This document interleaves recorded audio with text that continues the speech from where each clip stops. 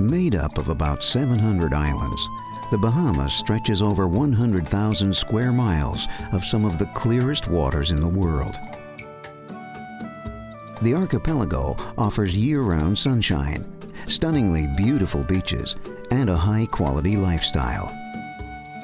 The country has about 300,000 English-speaking citizens, most of whom live on the islands of New Providence, home of the capital, Nassau, and Grand Bahama Island, home of Freeport. Discovered by British explorers in the 1500s and claimed by the British Crown in 1629, today the country remains a member of the British Commonwealth. Independence was granted in 1973, although the country has enjoyed a parliamentary democracy for 275 years. With close proximity to the United States, strong ties have developed between the two neighbors over the years. The Bahamas has had relations, very close relations with the United States, both economically and socially over the past, I'd say, 100 years or more.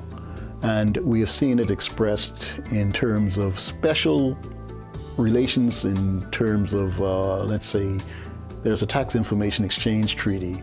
It's the only treaty that the Bahamas has with a foreign government, and it's between the United States and the Bahamas.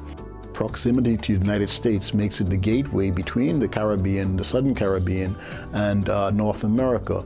And because of that, we tend to share many of the ideals, particularly the democratic ideals that the U.S. have, but at the same time we are doing this within the context of a sovereign country that has historical roots with the United Kingdom. The relationship it's very good. It's built on a lot of shared values. Probably the most obvious being our democratic values. In fact, the Bahamas have been a democracy longer than the United States has been a democracy. But our belief in the rule of law, Christian values, and so forth bring us together and unite us and we face common threats together. The fight against drug traffickers, money laundering, threats of terrorism, and so forth. We have an absolute advantage over the other Caribbean nations because of our location. An absolute advantage in this case would be something that we didn't do anything about. We can't do anything about. It's just there.